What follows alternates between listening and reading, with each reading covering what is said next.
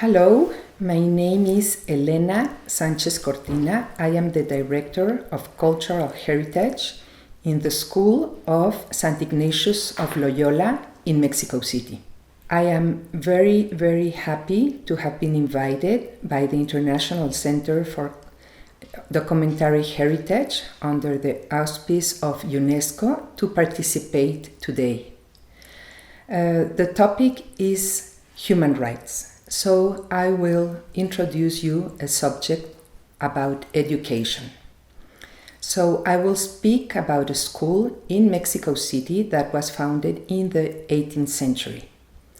Its name is Vizcaínas.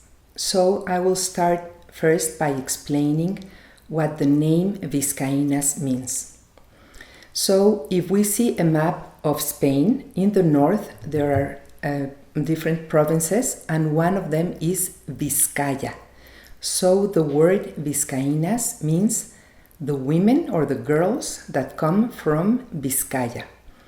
So people from this area founded the school in Mexico, and the name comes from this area. So we will go back to a little bit of history. As you all know, Christopher Columbus discovered America in 1492, and later Hernán Cortés arrived in Mexico in 1521. And that was the end of the Aztec Empire and the beginning of New Spain. At that moment was when the two cultures met, and both of them created a new culture that is now what is called now Mexico. And in the New Spain, the center of the capital was Mexico City. So we have a map of Mexico, of what was also the city, Mexico City. The city started growing, and there were aqueducts, there were markets, churches, schools, and the city developed very quickly. As you know, it's between the Pacific and the Atlantic, so it became very quickly an important city. I can show you some of the maps of the city, and one of them shows where the cathedral is today and where the school of Vizcaínas was built. This is a map of the end of the 18th century. So during the 17th century, people from the Basque country in the north of Spain traveled to New Spain. They are very hard-working people, and they were merchants. They also worked in agriculture and silver mines, and they were the motor of the economy. These people gathered in a chapel. They were very religious, and this chapel was under the devotion of the Virgin of Aránzazu. The Virgin of Aránzazu is a devotion of a virgin in the Basque country. The legend speaks about a peasant in 1469, and he was walking when he saw the image of the Virgin over some pines, and he said the word in their language, in Basque language, Aránzazu, and that meant over pines. So that started to be a place of devotion. Later on, the Franciscan order built a small chapel, and even today it's a very big church. So, thinking about the Basque that traveled to New Spain in the 17th century, their devotion was to this Virgin. Already in Mexico City, they gathered and they did a lot of work for the society. And one of their ideas was to build a school for girls. And that happened in 1732. They chose the place, so the space is 17,000 square meters, and they started building the school. So since the beginning, the school was for girls, and especially orphan girls and also widows.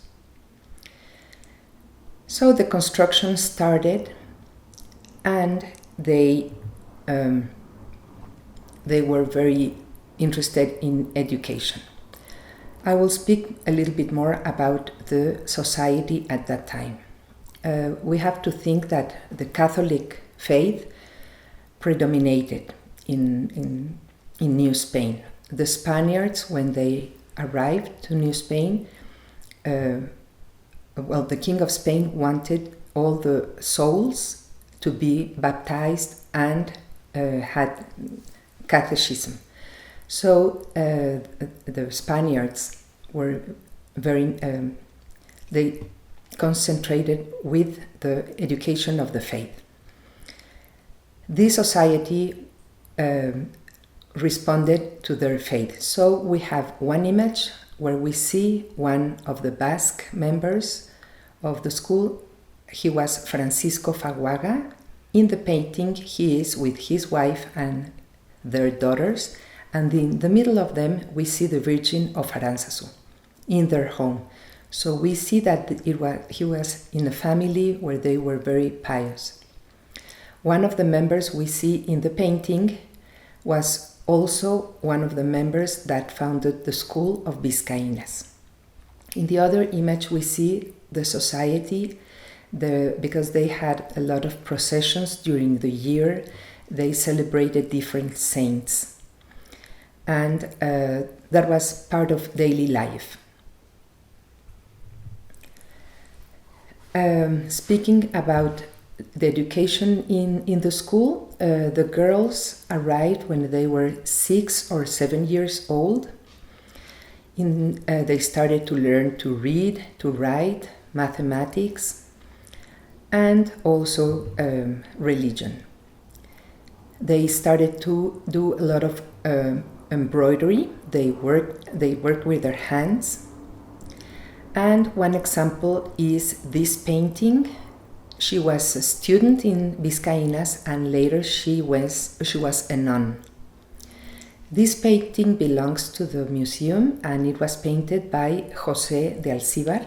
He is one of the most important painters in the 18th century. So we have this example of this girl who was a nun, but others got married. The Basque who founded the school, as I said, they gathered in the chapel of Aranzazu. We have 3 portraits of 3 of them. They were more, because it took them several years to do the construction. So at the beginning they were a group, and later on some died and others joined the group. So it was not an exact number during the whole years of construction. Here I show you the portraits of the 3 of the founders. On the left we have Ambrosio Meave. He was in charge of the construction. On his left hand he has a paper where we can see that he was in charge of dealing with the architect. In the middle we have Manuel de Aldaco. He was the son-in-law of Francisco Faguaga we saw in the previous image. He was very active and devoted to the school. And on the right side we see Francisco Echeveste. He had a very interesting life. He was from a very small town near San Sebastián. He left from the Basque provinces to New Spain, and later he was designed to go to China as an ambassador. So he lived in Asia in the 18th century. He owned ships and he was a very wealthy man. He didn't have any children, so all his fortune was for the school. but he died before the school was finished. He didn't see the school finished, unfortunately. We have here the facade of the school. As you see, it's an old painting. We have the horses, and we can imagine how it looked at that time. But I will show you the whole school. On the left, we have a map, and this map is in the archives of the Indies in Seville, Spain. It was sent to Spain to show the king what was going to be built. And on the right image, we have the 2 stories of the school. So you can see the dimensions and that it has 9 courts. The 2 other photographs of the facade, today you can see the school as it is shown now. And the stone in red, it's called tezontle, and it's a volcanic stone. It is very light because Mexico City was built on a lake. And when they thought they were going to build this building, it didn't have to be very heavy. So the red stone is lighter, and also the contrast of red and gray is nice. We have the entrance and the sculpture of St. Ignatius of Loyola at the door. So he is the saint that the school is named for. And you can also see a corridor with arcs. In the school, they built a chapel. This chapel has 5 altar pieces. And in this chapel, the girls attended Mass every day at 6 o'clock in the morning. As part of the school, they had religious teaching, and there were priests who lived in the school, so they could have all the sacraments. So Mass every morning, and Holy Communion, confession, all the sacraments. So this is the interior of the chapel. We have the main altarpiece. It is dedicated to St. Ignatius of Loyola. He is the saint at the center. It is all made of wood, and the wood is carved, and then it is a layer of gold is on the wood. So this is the Baroque style that was used in the 18th century. The style is named Churrigueresco. The brothers Churriguera were from Spain, and that kind of construction traveled to New Spain. So we have another example at the cathedral of this style and other churches. So the school of Vizcaínas was constructed with this style of Baroque altarpieces. On the left side, we have another altarpiece dedicated to the Virgin of Aranzazu and the Lady of Sorrows. I am also showing you the other courts. As I said before, there are 9 of them. And a closer look to the altarpieces. These altarpieces were done by José Joaquín de Sállagos. He learned this type of construction from Jerónimo de Balbás, and he was the one who did the altarpieces in the cathedral. All of them are different, but it's the same style. So with sculptures and different sculptures, and 2 of them have paintings. In the school, we also have the historic archives. These documents are very important because they represent the education of girls since the 16th century. You might ask why I am speaking about 16th century when the school of Vizcaínas was built later on. And it is because the documents arrived from a school that was founded in the 16th century. The name is the School of the Lady of Charity. And that school was a religious school by the Franciscans. And there was another school in the neighborhood that built in the 17th century, and it was devoted to St. Michael. These two schools were closed in the 19th century by the law, by a president named Benito Juarez, who did a reform of the law and closed the religious schools. So at that time, Vizcaínas was not a religious school, even if you can see the chapel and the education of the girls. But the difference was that there was no religious order in Vizcaínas. So this school didn't close. And the girls, the documents, and also the artwork traveled to the school in 1862. So today the Historic Archive has documents from these two institutions I'm explaining, and also from the Aranzazu Chapel and all the documents that have been produced since the school was founded. Today we have researchers from Mexico and other countries that come to do research, and we have a big collection of musical manuscripts, 575 manuscripts, some of them from Italian composers and others from composers from New Spain. The music archive is really amazing. These photos show just part of the archives. And also it is very important to mention that this historic archive has been registered by the program Memory of the World by UNESCO.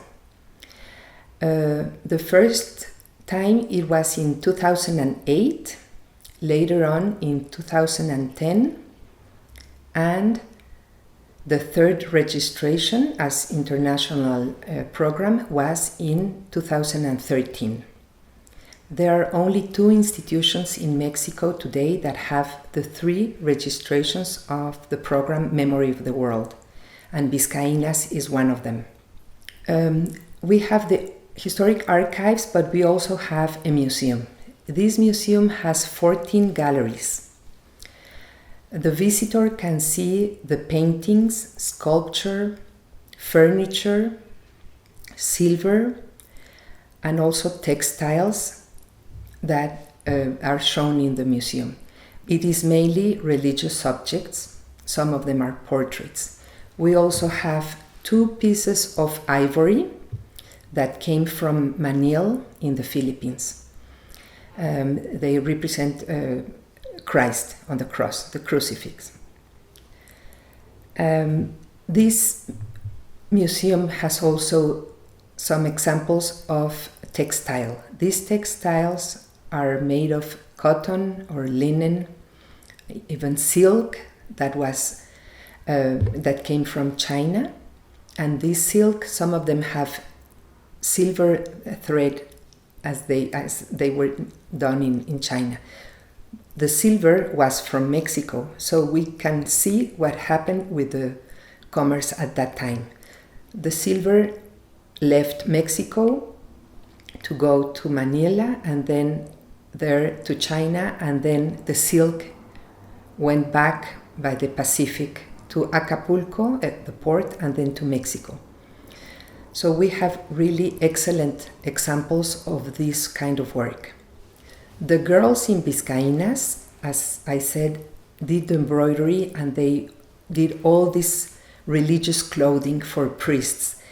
They were very well known for their work, and the priests at the cathedral ordered some of their clothing to be done in Vizcaínas, and even it was exported to Spain. Some examples can be seen, and there's always research on this part of the collection. Another part of the collection is the scientific instruments. We have about 200 pieces, and they were used for chemistry and physics. They were brought from Europe for education. And today we show them in the museum, as you can see in some of the photographs.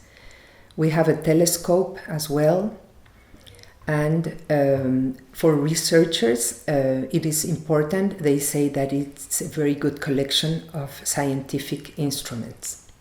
In the museum, we also have some galleries that show everyday life. And one of the galleries has like a school class. So we use the tables that were used in the 19th century, where the girls sat for class. And there is also a painting of the director of the school at that time. We also show the importance of music. As I said, we have a lot of musical manuscripts. So in the museum, you can see an organ and also an instrument called pianoforte, Clementi. And that instrument is, it looks like a piano, but it's a little bit smaller. So the visitors can see these instruments of music. I am also showing some photographs of the rooms where the girls lived. It was like a boarding school. The girls arrived when they were 6 or 7 years old, and they lived here until they were more or less 18 or 19 years old. And I have been speaking about embroidery. There's a photograph of the 19th century of the class where they did all this work. I would like also to mention that some of the work they did was exported to the United States, because the city of Philadelphia celebrated the centennial of the independence of the United States in 1876, and there was a big exhibition, and the girls from Vizcaínas participated with their works embroidered by them. Later on in Chicago, there was another exhibition in 1893, and they also participated.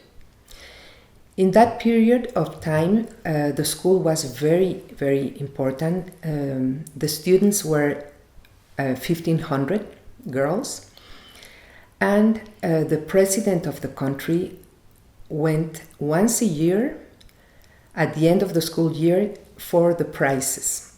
So it's today incredible to think that the president of the country went to a school every year.